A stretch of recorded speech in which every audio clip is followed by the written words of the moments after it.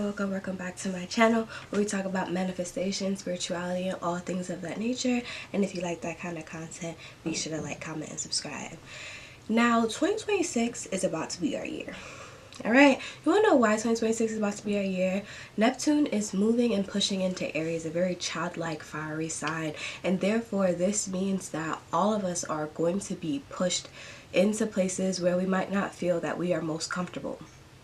We're either going to prepare for it or be afraid of it. Also, I feel like a lot of us have been feeling that energy of like, I'm actually really tired of my foolishness.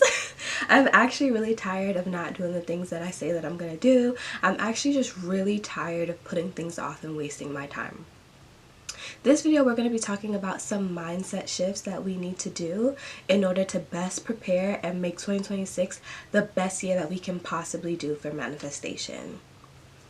The first mindset shift that we're going to make is from living in the past to living in the present. Now, for my neurodivergent peeps, I feel you. I'm neurodivergent too. We have a tendency to live in the past. I'm not going to do this because this happened in the past. I am not going to post this or say this or act this way because this happened in the past. Don't we think that things change? Do we really think that things are impossible of changing?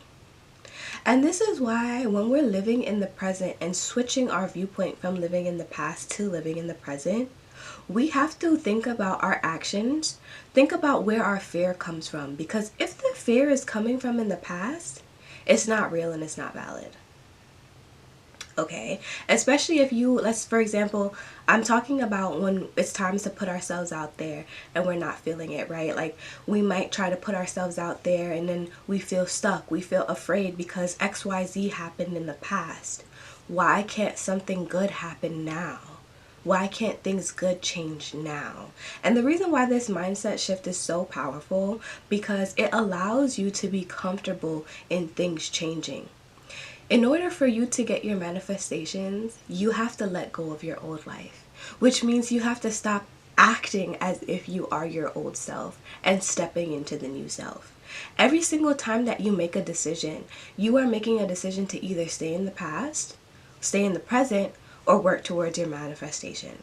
Okay? It helps us understand that things change and change can actually be good. Keep in mind, we don't want to keep living in the past, we want to live in the present. Meditation, journaling, grounding, shadow work can all help with being comfortable being in the present. Some of us feel very hard with being in the present. You could tell this because when we're meditating, we have a hard time shutting our thoughts off. We have a hard time being in the here and now.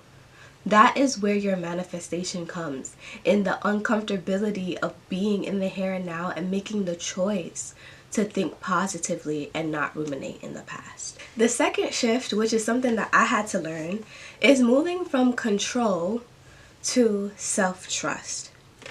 Tell me if I'm wrong, right? Like, I do think that when we are pushing and working, we sometimes feel that we have to push everything to make everything perfect.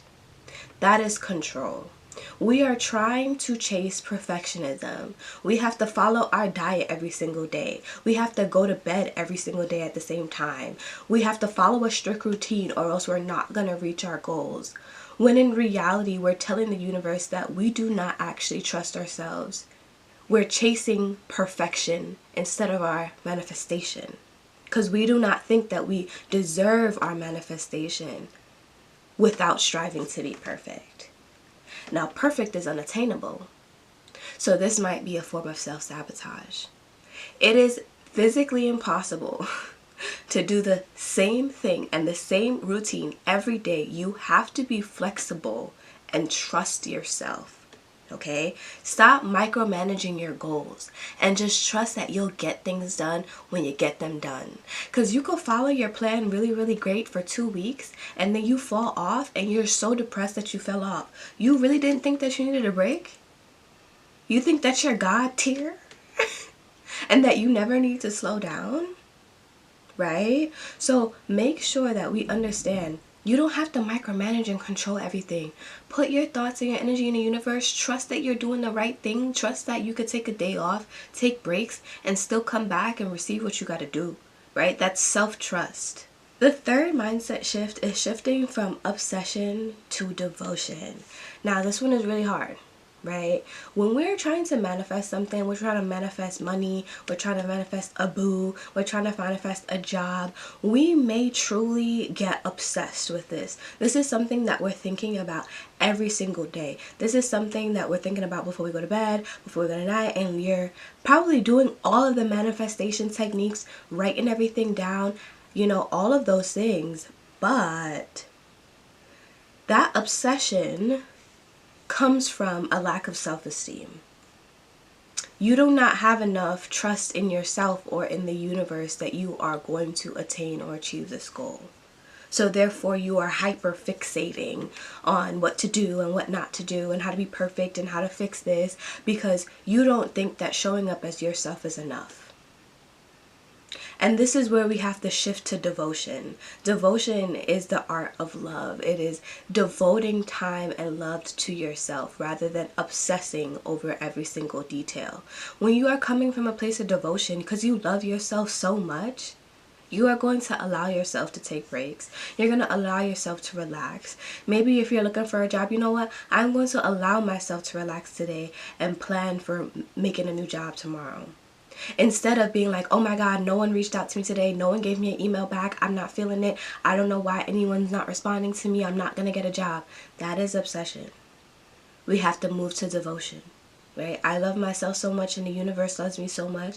I'm going to get all the blessings I receive. And I know that a lot of this may not feel safe for some of us because it didn't feel safe for me either. But which level do you want to be on? Do you want to be anxiously obsessing all the time? Or do you want to make the choice to be like, you know what? I trust myself. I trust the universe. I got it. Ain't no worry about it. I got it. Because you probably have experienced this in your life too. The minute that you finally let go and it's just like, you know what? I'm just going to get what I get when I get it. That's when you receive it. That's devotion to yourself. You trust yourself so much that you're like, I'm not obsessing over this anymore. Okay? And I also think we have to ask ourselves, why do we feel the need to obsess? For jobs and money, completely understand, right? But if we're trying to manifest like a partner or something just like a little bit more not really a need, we have to understand, why do we feel like we need this thing to feel whole, right? Like, why are we putting so much anxiety and stress on this thing? And the last mindset shift that we are going to make is to moving from prioritizing others to prioritizing yourself. Now this sounds so easy, right? It's not. It's not. Especially if you are a woman, it's not easy, because we were taught from birth to think about everybody else in the room. Thinking about yourself is not even a consideration. It's not even a thought, right? It's like, huh? You're thinking about yourself? Girl, what?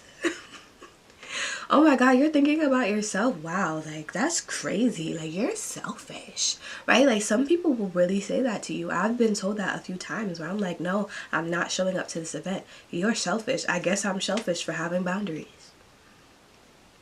When you prioritize others so much, you are telling yourself and telling the universe that what you want is not as important as another person. You are telling the universe that yourself, as an entity, should not be prioritized. That's what you're telling yourself.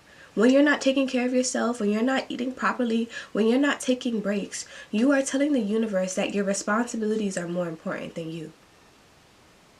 I am begging us to take this challenge in 2026, to put down the phone, take some time away from others, do some solo trips, self-care, hobbies, fall in love with yourself.